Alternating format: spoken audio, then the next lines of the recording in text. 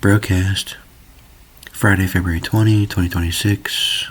Hope everyone's doing well.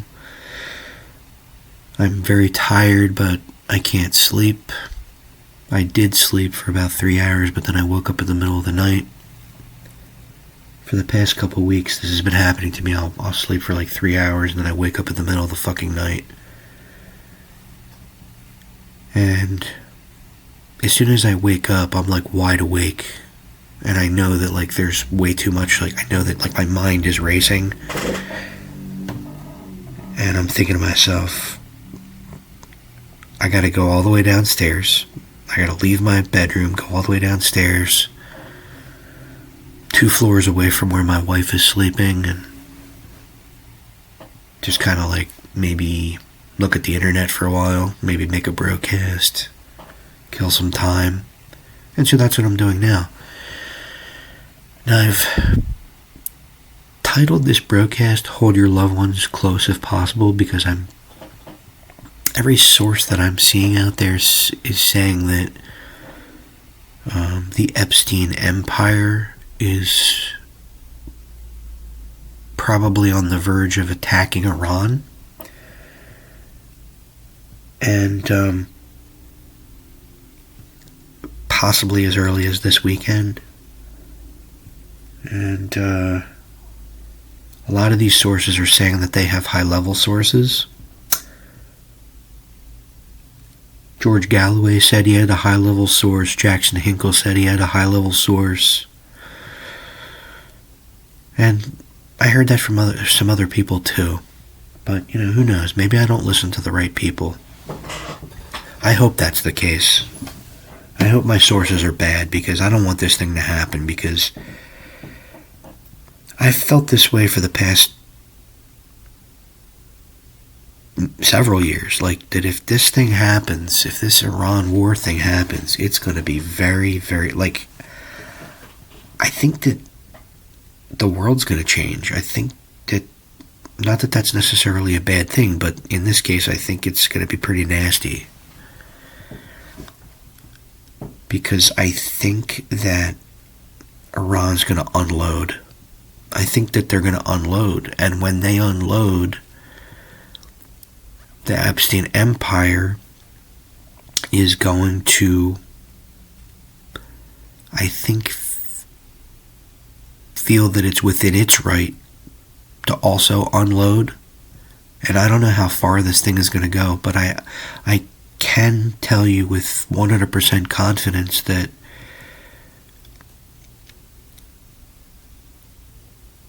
we have an empire that I call the Epstein Empire, and it's psychopathic in nature,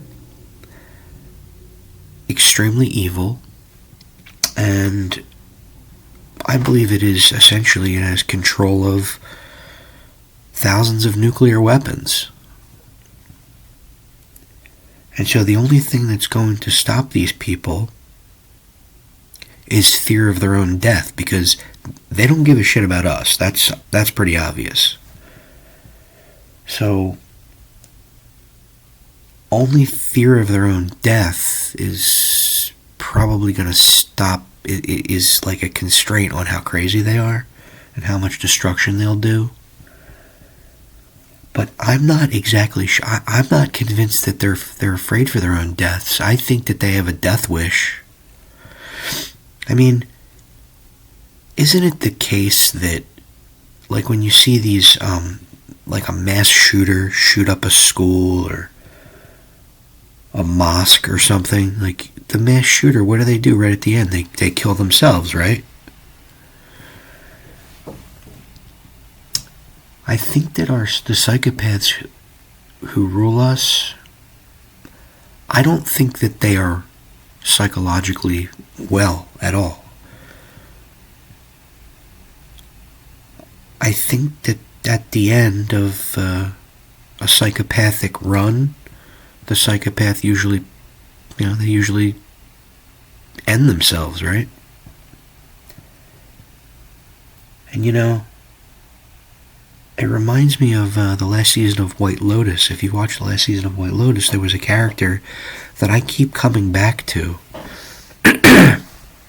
If you watch the season, this one particular character, this very rich guy, he's on vacation in Thailand. I believe the setting was Thailand. And on the very first day of his vacation, he learns from his lawyer over the phone that upon his return to the United States, he's going to be arrested for financial fraud, and he's basically going to lose everything and go to jail. And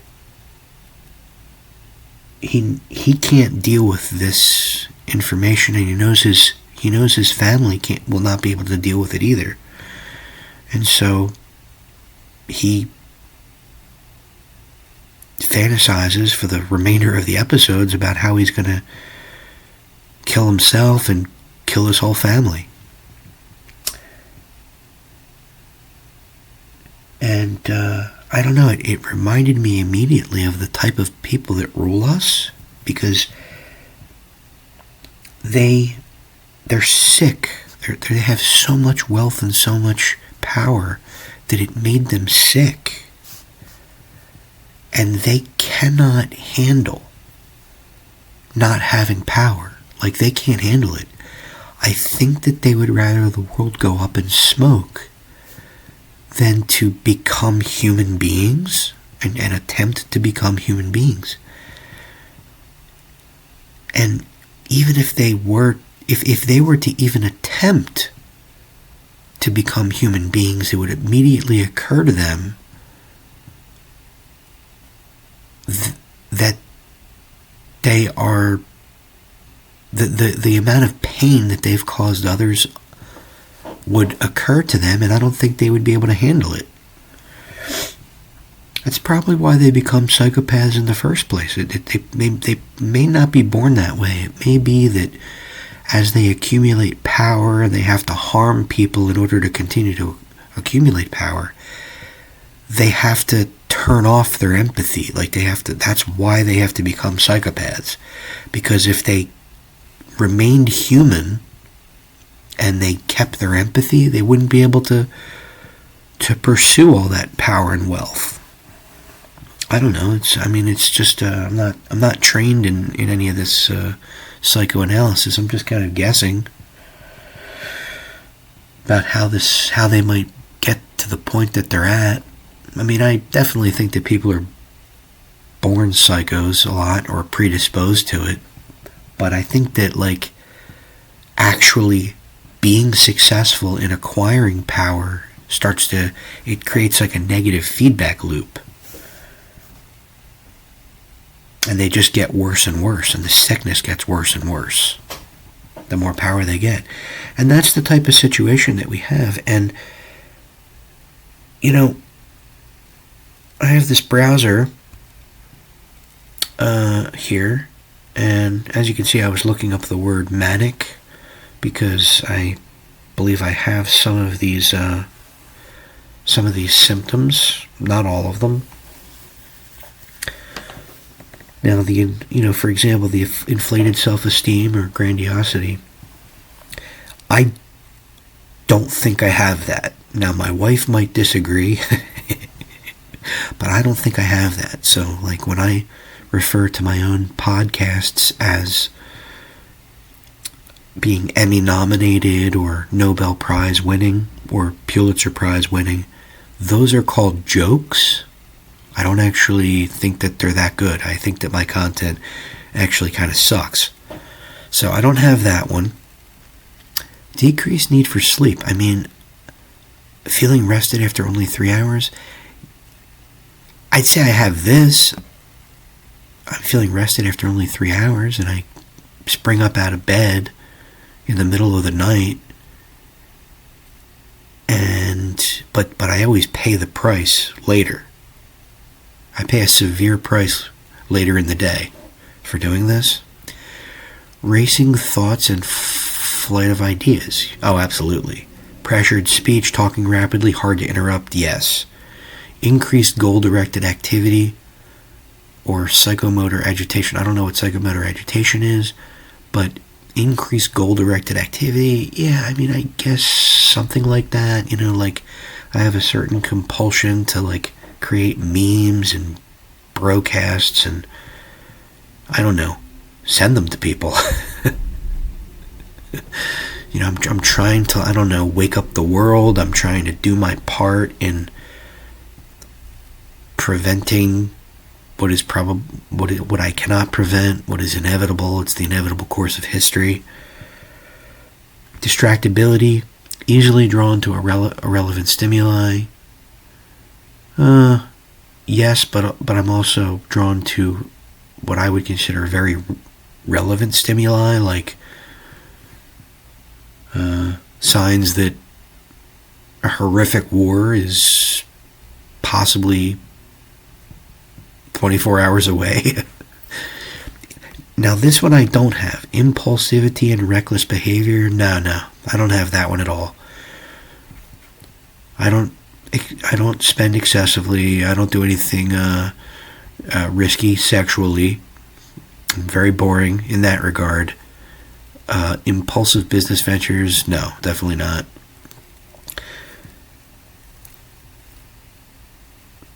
But back to what I was talking about here, about the kind of psychopaths that we're dealing with. Let's listen to Nancy Pelosi. I have a couple videos pulled up here. Just listen to these fucking people. These people are fucking deranged. What happens? They're like Gollum with the ring.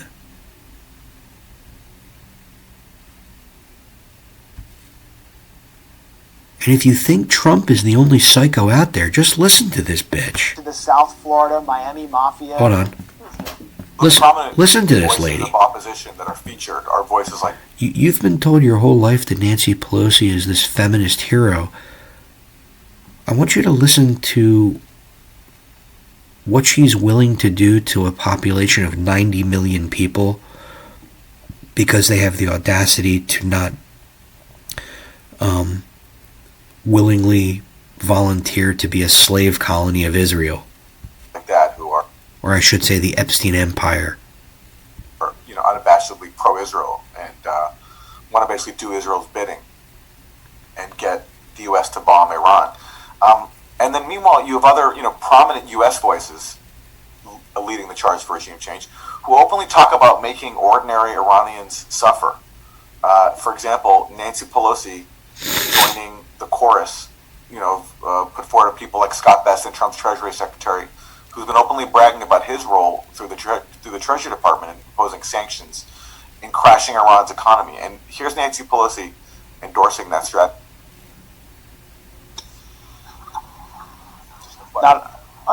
Use economic forces. Use economic forces.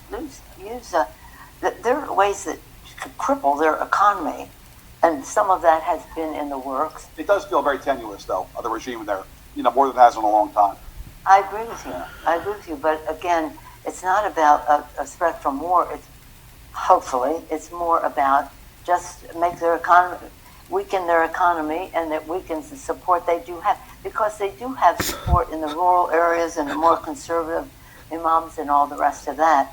But we have to make them feel the pain as well. Is there a inflict pain? That's all these maniacal Democratic leaders talk about, who've never served in the military. Inflict pain on ordinary people because they support their government. So the way to get them to not support their government is to make them feel pain. Who gives Nancy Pelosi the power, or anybody in a foreign government that's not Iran, to impose pain on ordinary Iranians? But that's what you can say when you're a hegemon, and when your hegemony is accepted across the spectrums, whether it's Scott Bessent, Trump's Treasury Secretary, or Nancy Pelosi, who's supposedly an opponent. That's a sickness, right? Like, Nancy Pelosi is sick. She probably started off with some pretty good intentions, but and I don't want to see Aaron Mate with his mouth open like that the whole time, so let's just look at this fucking ghoul instead. But let's see. How old is this ghoul? Nancy Pelosi, I can't type, age.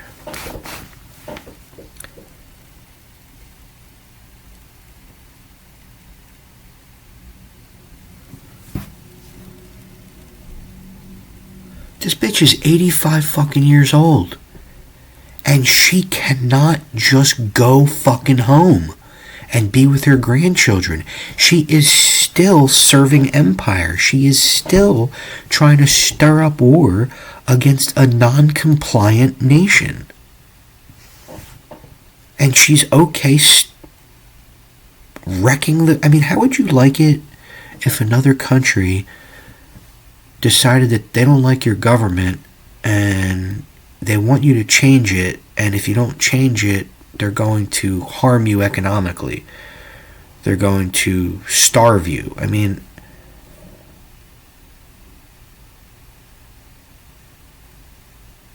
these people are out of their fucking minds. Let's listen to Hillary Clinton. If you thought women were going to be any less psychotic than men, you're an idiot. Hillary Clinton was also here we go. in Munich. And this is why it's impossible for anyone to come up from within the party ranks and question the Ukraine policy, which is shoveling tens of thousands of men into the slaughterhouse with no results. And I need to reboot that. At the heart of that, because first of all, the Ukraine war started after. This is another one. Let's Google her age. Hillary Clinton age. Hillary Clinton age. 78 years old. She would rather help kill Ukrainians than be with her grandchildren. Trump left, so anything he said on social media that got him kicked off for a while had nothing to do with Ukraine. There is a plan. The plan is give the Ukrainians Tomahawks, give them more missiles for their Patriot defense systems, allow them to inflict more damage beyond the border into Russia. That's when they began to actually think about coming to the negotiating table, when Ukraine was able to reach targets that were inside Russia. Inflict enough pain. I mean, it apparently is not enough pain to have hundreds of thousands of Russian soldiers killed and injured. That is not enough pain for Putin. But inflict pain on the refineries, inflict pain on the missile sites, inflict pain that will actually create the conditions for a better negotiation. Psychotic. Inflict pain. How many times can you say inflict pain? This is someone who's never been to war, never served in the military. Inflict pain. Bomb, commit acts of terror. She's calling for terrorist attacks on infrastructure in Russia and saying hundreds of thousands of deaths is not enough. And she still sort of occupies this senior role within the party despite all of the disasters that unfolded under her watch as Secretary of State. There was also the comment by Hillary that mass migration or mass immigration has been destabilizing. What happened during the Clinton administration that was destabilizing was NAFTA, which caused mass migration from Mexico. The coup in Haiti was destabilizing. Hillary condemned Trump for setting up concentration camps for migrants. All right, I just wanted to show the leaders. I love these guys, but I just want to show you these leaders. I have another one to show you. This guy right here. Actually, I don't think this is a clip of him. I think this is this is something about him. Democrats aren't resisting Trump's Iran war because they secretly support it. The Wall Street Journal reports that the U.S. has been gathering the most air power seen in the Middle East since the Iraq invasion in 2003. CNN says the U.S. military is prepared to strike Iran as early as this weekend. A Trump advisor has reportedly told Axios that, quote, "The boss is getting fed up. Some people around him warn him against going to war with Iran, but I think there is a 90% chance we see kinetic action in the next few weeks," end quote. The U.S. is by every indication headed straight toward war with Iran, and Trump's ostensible opposition has conspicuously little to say about it. We're seeing some pushback from House Democrats like Ro Khanna, but party leaders like Hakeem Jeffries and Chuck Schumer are completely missing from the scene on this issue of unparalleled urgency. Democratic Party leaders are doing nothing to oppose Trump's war plans for Iran because they support those plans. They just don't want to be the ones pulling the trigger. When the attack begins, they'll do the same thing they did with Venezuela, publicly finger wag about rules and protocol while providing no meaningful resistance and privately being glad the empire took out another unauthorized leader. Democratic Party empire managers love Trump. They love having a bad cop who's willing to get his hands dirty and slit the throats that need slitting while they sit back and look pretty and fundraise off his depravity. Democrats hate having to be the bad guy. They hated having to come up with excuses for why it was fine for Biden to aggressively back a live-streamed genocide in Gaza, and they were relieved to finally hand off that PR nightmare to Trump. They wanted to lose in 2024, and they were glad when they did. Now they get to just coast along and let Trump take the blame for all the imperial depravity. On Wednesday, Senator Mark Warner told MS Now's Katie Tur that, "I think it's appropriate that the president has all the options on the table with regard to war with Iran," complaining only that Trump was too incompetent to strike last month when Iranian domestic turmoil was at its peak.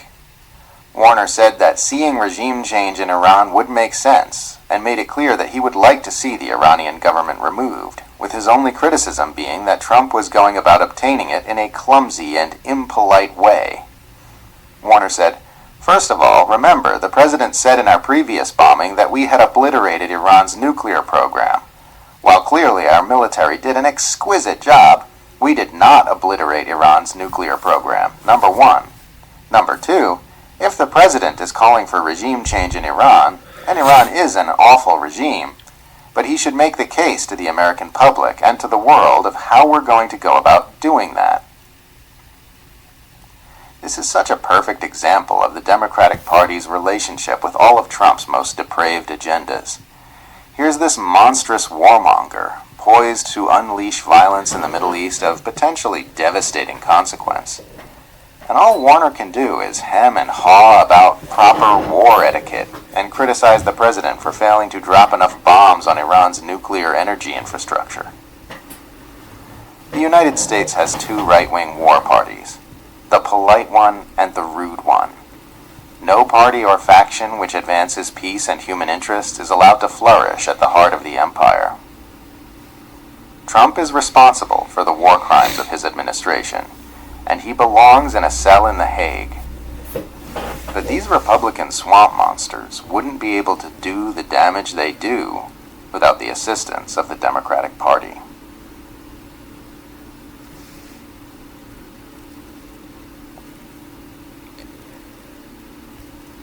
I think I'll end it there.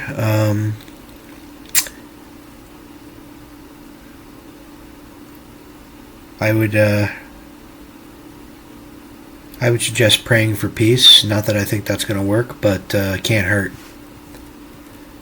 Hope everyone has a great weekend. Take care.